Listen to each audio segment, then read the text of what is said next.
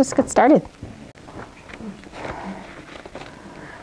Well, hello and good evening tonight. I'm Susan Baggaley. If you don't know who I am, I work at the University of Utah in the headache clinic. I'm a nurse practitioner. And I'm here tonight to talk about the exciting new therapies that are emerging and have been approved most recently last week that I'm sure most of you want to hear about as well. But I think also in some ways to talk about what we currently use is still doesn't mean it all has to go out the window by any means. We get very excited when there's new therapies, but you know, we've ridden this wave before on other things, so I think partially to make sure questions are answered that we can get to so far. Some of the data that has not been released yet, even beyond the package insert. So some certain questions, if you have, I may not have an answer to, but can get back to, and we can certainly put it on our FAQ. But I think from a standpoint of, we look at what drugs we have used and still use in headache, clearly there's different classifications of them, right? So we use cardiovascular drugs, things like verapamil, propranolol, some of the ACE inhibitors, such as lisinopril. That's one class of drugs that we use to help prevent headache. We use the tricyclic antidepressants, such as amitriptyline, nortriptyline, desipramine for sleep and pain reset. We certainly use other drugs in the epilepsy family. Topamax, most people have been on or experienced. Valproic acid or Depakote is another one that was approved. So, and then we have a whole other class within the antidepressant family, venlafaxine, fluoxetine, those drugs. So what's new and different and novel, and probably the thing to jump up the most about when you've been in headache for almost 30 years, is to say this new classification of drug has been really built expressly for the treatment of migraine. So rather than us taking medications from other disciplines, and even with clinical trials, to say we know it can help reduce your migraine intensity and frequency by 50% or more, they've not, I think, beyond just creating this classification of drugs for treatment, really legitimized, and I think for many patients provided a scientific foundation to say this is just not because you're depressed and you have a headache. And I think really being able to put the science behind therapy is where we're moving to. And so that's this new classification of drugs called the CGRP antagonists or monoclonal antibodies. And as most of you that are here and may not be here recognize that these are going to be injection medications and an infusion treatment. So there are 4 therapies that are in the horizon. One that just got released or approved last week by the FDA, Aimovig or Arunimab, and 3 more that are short to come in the next, probably by the end of the fiscal year. So that's part of the other piece that's really exciting, is it's really going to a level of treatment surrounding what we call this calcitonin gene-related peptide, which is an amino acid that we all have in our blood systems, higher in the jugular vascular system, that seems to be higher in its peak during migraine attacks. And so where this is coming from is to say if we can block that as a receptor and decrease the amount of free floating, if you will, to simplify it, CGRP, then we should be able to reduce the frequency and the intensity for migraineurs and get to the cusp of the therapy for the migraine. So that's where this whole new category of drug has come from. If you're around in the early 2000s, you may remember when we were just about getting ready to have a drug released in the family that were also CGRP antagonists, but they didn't have the monoclonal antibody. They were, one was called telsagepant, or they would call them Cagipants, and they were very exciting because they did not have any of the cardiovascular effects either, and they were being looked at for rescue, and they were compared initially as good as zolmitriptan. And so the company thought, well, gosh, since this drug is working so well to abort headaches, and since it doesn't seem to have very many troubles, let's use it daily. And about 3 months shy of release of this drug for abortive migraine therapy, they found that the people who used the drug on a regular basis had high liver enzymes. And so that class of family of that drug got kiboshed. And so this whole new resurgence of looking at a monoclonal antibody that's fully humanized is actually out of a rat that's made into a fully humanized rat model, has come from this drug. So that's where this has emerged. So there was thought behind it, went back again sort of to the drawing board, if you will. Very exciting. I know that Dr. Henry, who's in our audience tonight, was part of a study with one of the drug trials. Isn't that right? You did the Alder? We did Alder, Lower, and Amgen. Yeah. Yeah, 8 different studies. Right. And so over the course of time, there's some reports that are pending being released, but they have up to 4-year data on the patients who have been in these trials. So the initial trials only looked at patients to 3 months and 6 months worth of time for episodic versus a chronic migraine patient. And where this really is exciting is if you think about what else we have beyond those meds I mentioned earlier. So then we went to neuromodulation therapy, where Botox was introduced and approved by the FDA, the Cephally device, different things like that. So Botox is only approved for chronic migraine, and this class of drugs was studied for episodic migraine, high-frequency episodic migraine, and chronic migraine. So now the people who have, protracted 4 migraines per month but may not quite get to 15 days, but have much impact in their quality of life, getting to work, being in family activities, this drug actually qualifies for that level of frequency as well. So some other kind of ways to think about where does the impact, the major bothersome symptoms come into play. So I think other things like that we're hoping for in the big outcome. There, I think, has been some discussion with some of the early releases of the clinical studies to say, well, in the episodic migraine trials, maybe you only get 1 or 2 headache-free days more than you would have had if you didn't go on this drug. So that may be a question of, is that worth, $800 a month or not? For the higher frequency patients, so, putting all these data out there. But you have to remember when we do a clinical trial, and I think Dr. Henry and those of us who have done clinical trials know, you try not to put some of the sicker patients in these clinical trials also, because you're trying to make sure that it's a little bit cleaner from a side effect profile as well. But then again, you combine all those people who are in a clinical trial. So somebody who only got 2 days, somebody else might have gotten 8 more days. So you have to remember what that looks like. If you look at sort of the synthesis of some of these trials, what we have learned is probably more than 50% of the patients have 50% or greater than headache decrease in their frequency and the intensity. So, and headache-free days, really. And I think for patients, I'm even seeing a patient today who said, the pain isn't so bad, it's the photophobia, it's everything else that comes with it. And so if we can really block some of this associated features of patients with migraine, then it doesn't really count for the migraine-free day as much as everything else that's coming with it down the pipe. So I think once we're starting out in practice and we start to see this being utilized within our patients, we'll have a better idea. I mean, it's a really early discussion, other than like it's here and everyone's like, I want the drug. So I think that's the one reality that we want to talk about, because it's a big deal, right? Like, it's the first time in 50 years something for migraines really like for migraines. So, because the triptans came out in '93, but that was to abort the headache, not to prevent the headache. So that's what we're looking at right now. I think from that aspect, where this looks like for patients and what it's going to feel is going to be a little bit different story as we understand where insurances are going to be in the game, if you will. Certainly a company with a new drug on the market is going to be, as we know, will be motivated to help patients get on drug. They've talked, even if you've been to their website, they talk about low copay fees, a commercial insurance, maybe some bridge programs while you're figuring out what your insurance says or doesn't say. We don't know what it's going to look like if patients are already on Botox and doing pretty well, but could they be doing better?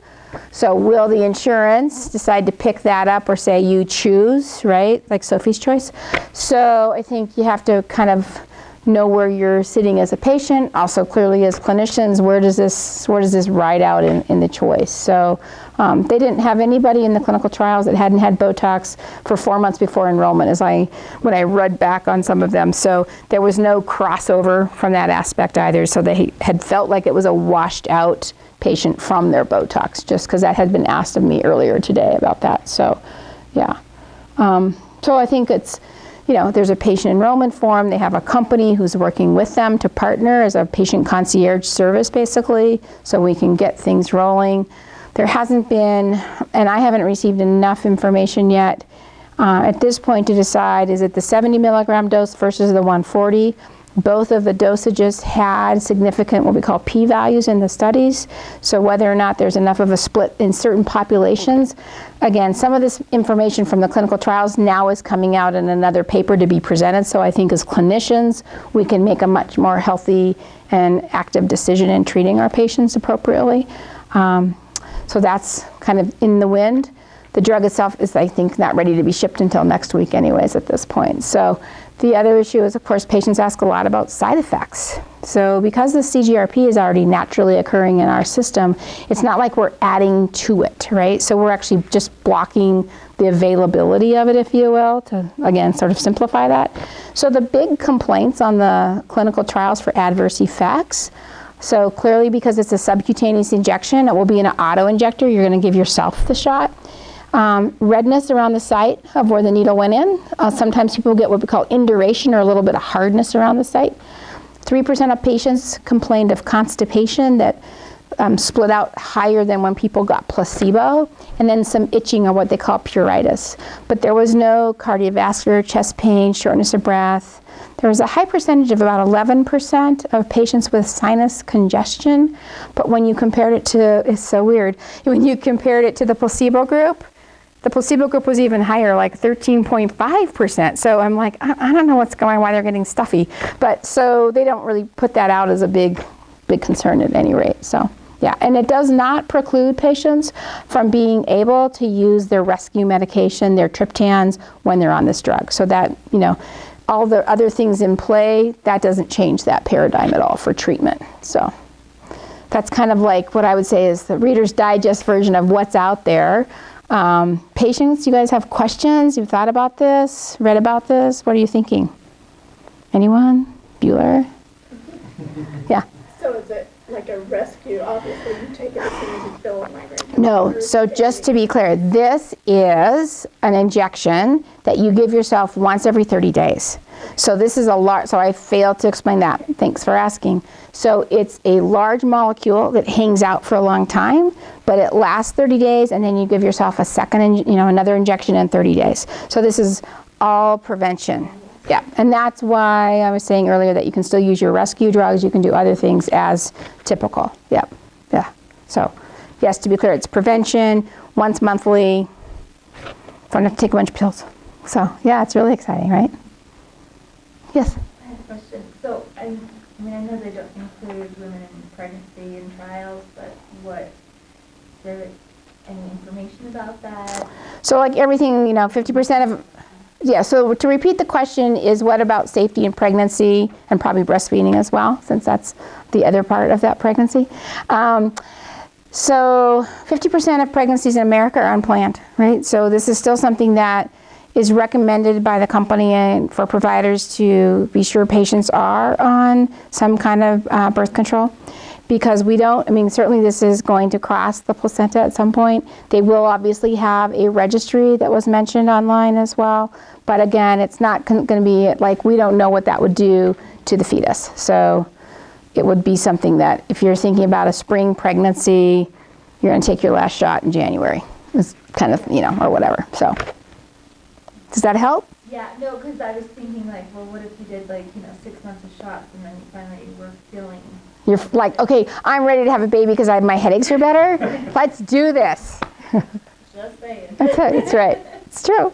That's a great question, and I think patients go through that even having been on whatever other therapies we've had available to them now, is that, I really can't be on Topamax when I'm pregnant. I really can't be on some of these other drugs, and am I ready for that? So definite negotiation of, return on investment, if you will. So, yeah. Yeah, good question. Anyone else have a question about where we are with this? I'm here for spouse. When I was late, I apologize. Oh, that's fine. I should know because I went to the University of Utah. It's okay. My wife has had these for 8-9 years. Okay. Tried everything. Okay. Nothing works. Nothing helps. You may have talked about it before I came in, but is there anything in the literature from the companies as to whether there's any ranking of those who qualify if they've had an extended period of time and have tried all other medications, in terms of whether insurance companies are going to give any preference to people like that at all? Or is it just it's available for everybody now, and everybody will be paying cash probably until and if insurance companies. Okay, so great. So let me just summarize that question for the people watching on the video. So the question is, will patients be, what I would hear you say, triaged by an insurance company to say, you know, you have to do A, B, and C before you get to have this drug, right? Or, you know, is everybody going to have to pay cash because insurance doesn't know what the heck they're going to do with this drug and the cost? So as I did mention this a little bit before you arrived, and that is that the company is looking at ways to identify patients who, number one, if they can't afford to pay for the drug, there'll be a patient assistance program. For patients who have commercial insurance, they're going to look at bridging patients over probably for 6 months while all of that's getting figured out. The site itself talks about a lower copay fee for, you know, for your Blue Cross insurance and what that could look like. Even, you know, patients with Medicare, patients with Medicaid, there's going to be all these different things. So because the drug is so new and many insurance companies aren't sure where they're going to place this drug as a tiered drug or what you have to do to get the drug. Nor does Medicare know either. Right. So that is why the company is a little bit more motivated to, I think, help people actually because they want their drug on the market, but also to get the drug out there to start helping people. I mean, I think the reality is finally putting, and I said this before you got here, is being able to finally put science behind the diagnosis of migraine and to say we have physiologic reasons and a way to treat this. That, you know, that's a pretty hard argument to go against with insurance to say, so you want somebody to suffer because it's going to cost this much, but how much work loss do we have and how much quality of life have people lost in this treatment? So I think that this looking at what they've predicted as cost is actually going to be less than people who have had Botox that have been getting Botox or insurance, depending upon what their EOB is. But again, this is kind of that new nuance and process. I think for us as clinicians, I mentioned, we're going to just have to wait and see what our clinical experience and feedback is from our patients once they get on drug. Because in the clinical trials, what they had for an average demographic is about a 40-year-old woman who had been on, a history of 2 and maybe 3 prophylactic medications with, whether it's low frequency episodic migraines of, say 4 migraines per month, or 5 to 8 days of migraine, or 4 to 8 days of migraine, 9 to 14 days of migraine, and 15 days or greater is known as chronic migraine. So sorting all of those patients out, they could be actually in rebound when on the episode or the high frequency and the chronic migraine. So some of those things they didn't kick people out for, just to see what their migraine days look like. So that population is a lot cleaner than a lot of people that we all see in headache clinics, and probably just like you're describing, your wife has been through a lot, right? So we don't also want to set the bar. I don't, not to be Debbie Downer, but it's also, we can't say, well, this is going to be the next thing bestest, that's out there, and you've got to get it so we can get your migraines eliminated. I think we have to be very realistic with our expectations. I'm full of hope, trust me. I just think let's be thoughtful in the process and not stop everything else they're taking preventively while we're getting somebody on drug. Because that's what I've had the conversation a few times today in the clinic of, no, I don't want you stopping your Topamax and your Verapamil. People have a lot of polypharmacy when they're on medications for chronic migraine. So the best way to do anything is one thing at a time. And if we're going to add a new drug, and I think in this instance it's going to be at least a 2-month realm to sort of evaluate before you start taking something else away if they're feeling well. In part of the clinical trials, within the first week, for some people, they broke out very significantly from the placebo arm to show decrease in headache frequency. So again, other patients, there was a woman who spoke who had been on the 4-year trial. She didn't start seeing big responsive results until after she'd been on the drug for 6 months. And she was on an active drug the whole time she was in the trial. And so I think some of these are where you wait to see, what do we know? And everybody's different. And what does it take for our brain to sort of recalibrate to what's normal, or what's my new normal? And what does that feel like? So I think that's where we're all going to be in a huge learning curve. Patients, I'm sure some of the migraine blogs are going to blow up once everybody starts getting on this to start sharing, because that's what happens in social media, and I think that's okay. I think we have to learn from each other. So I know Dr. Henry left, but I know also the folks who ran a lot of the trials have seen different things that have been talked about in some of the meetings as far as how patients responded, what length of time it took to get them there. So, you know, and this is only the first of 4 companies who are coming to market with similar products. And so they're all going to be a little different. Obviously, you don't have Me Too's, but I think part of what's happening is that we say this is the new upcoming way to think about migraine. So, does that help answer that question? Sorry, it's kind of a long answer to a long question. How's that? Okay. Other questions, thoughts? So what are the differences going to be then among those? Is it significant, or, I mean? Yeah, so I didn't bring the slide that splits all of them out. See, now I should have, right, Kathleen? So to answer your question, it's all about how what we call the monoclonal antibody is made. And so this is a humanized one. You know, one is from rabbit. So that's the way they're built differently. And there's what we call a ligand versus an antibody.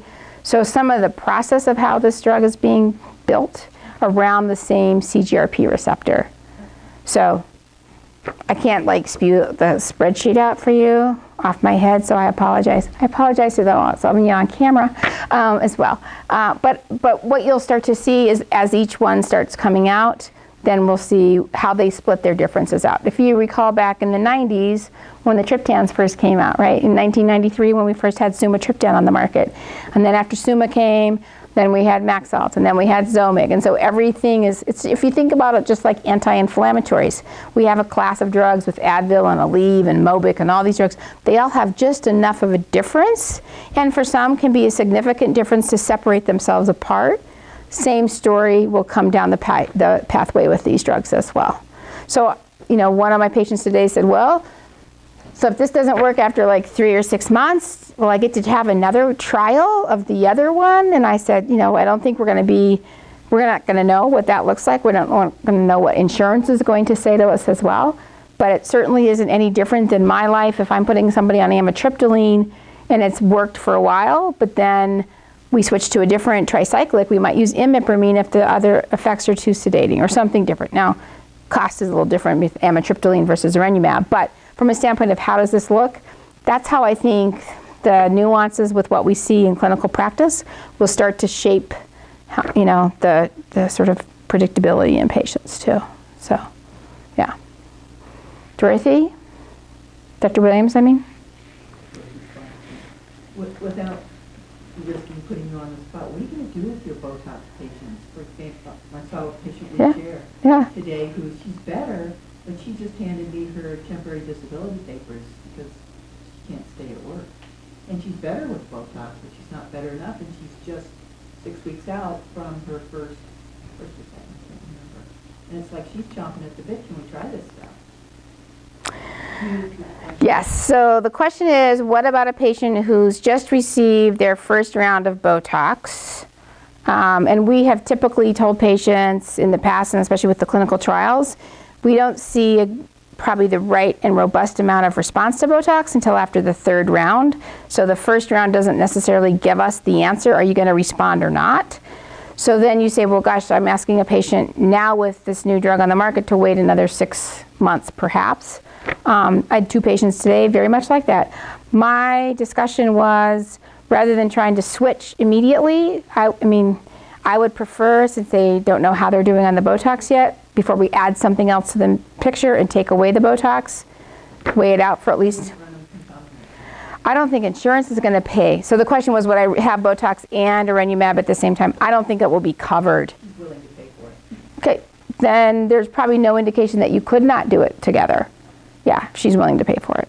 And I mean, let's face it, right? Like, I mean, this is a practice myself, Dr. Diggory, Dr. Williams. I mean, we see patients who are desperate. I mean, if they said, if you just took, you know, I mean, how many people have piercings in here? Anyone? I always look at that, right? I mean, but whatever it is, and it, you know, I was just grateful that people only have 2 ears, so you run out after that, right?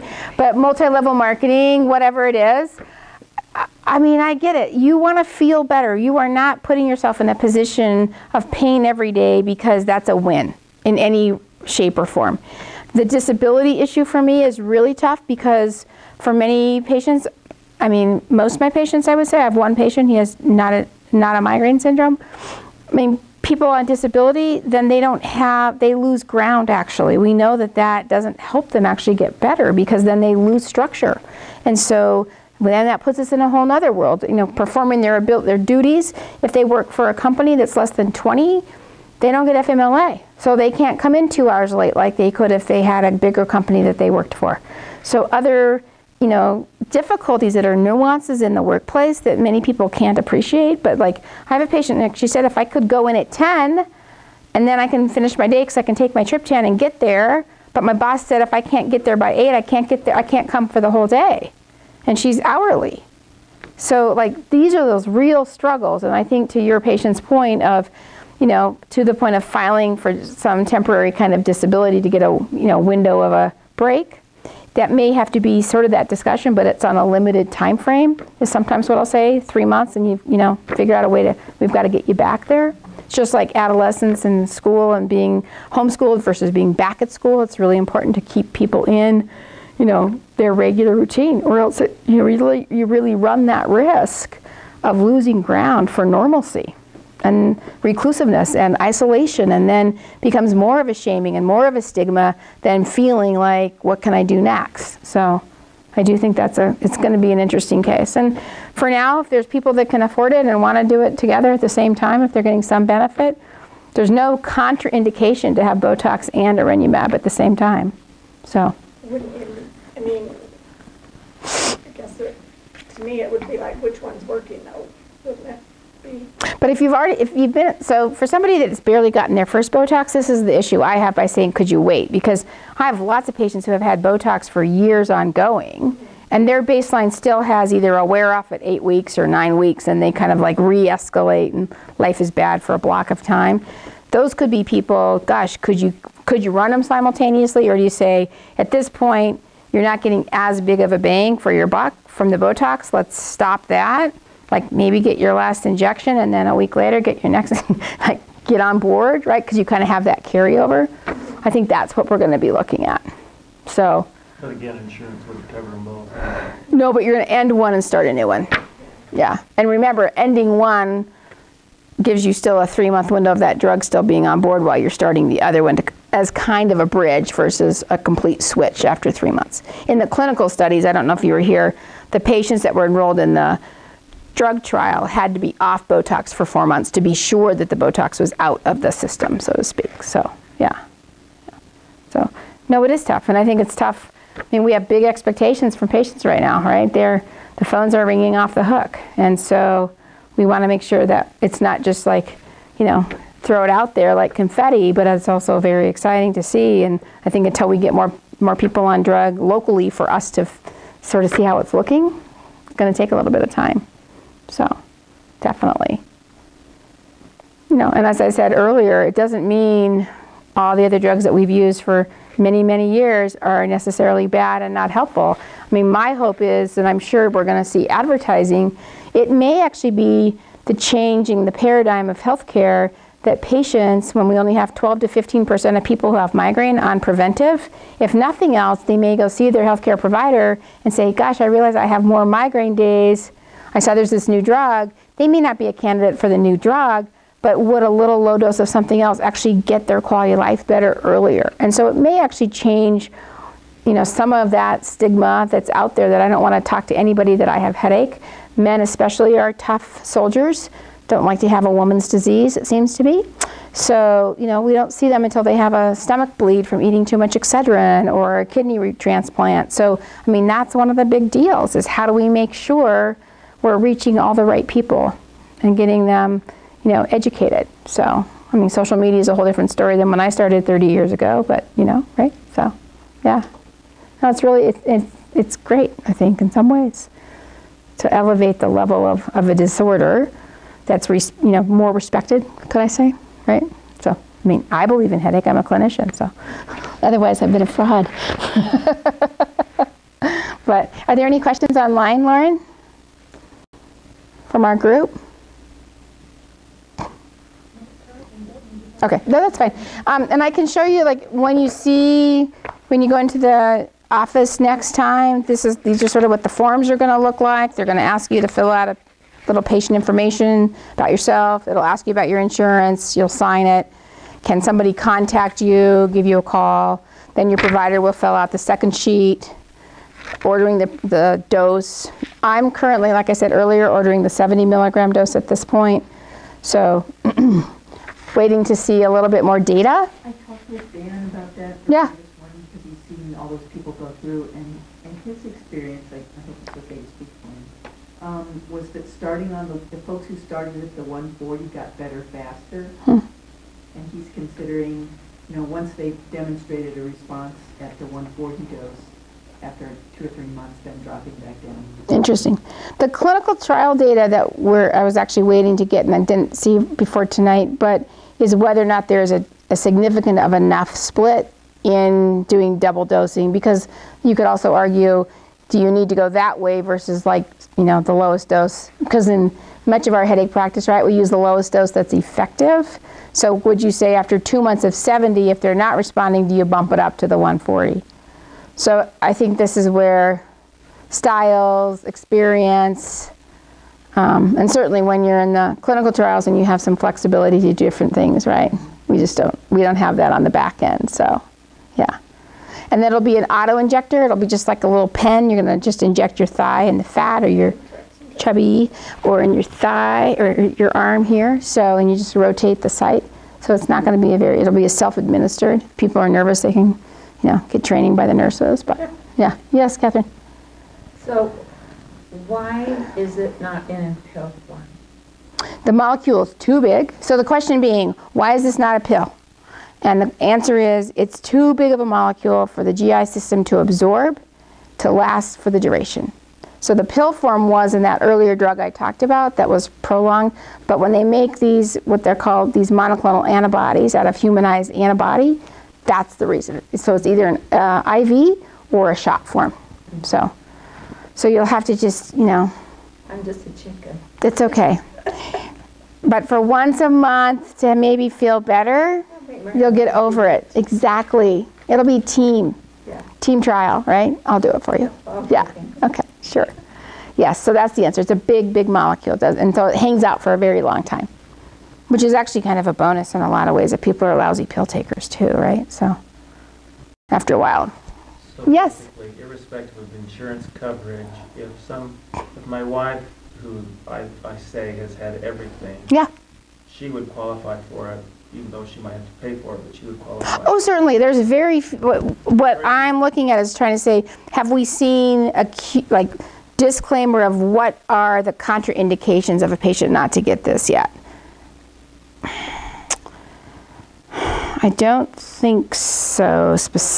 Just pregnancy, I was going to say, but other than any other medical condition at this point, not. So, I mean, this is really a fantastic story. The patients who were enrolled in the trials had to just be stable 1 year out from stroke or heart attack. So that tells you from a cardiovascular standpoint where we are fortunate, right? Because you don't give Imitrex to people to even rescue a headache, like all of these other things. So that's where really knowing, because again, as I mentioned earlier, we already have this CGRP in our system. We're trying just to block it, if you will. So not crossing other boundaries that would implicate other systems in the body. So yes, because again, it's the diagnosis. When I fill out a form, it's either an episodic migraine diagnosis or a chronic migraine diagnosis. That's all it takes to be, a patient who has migraine.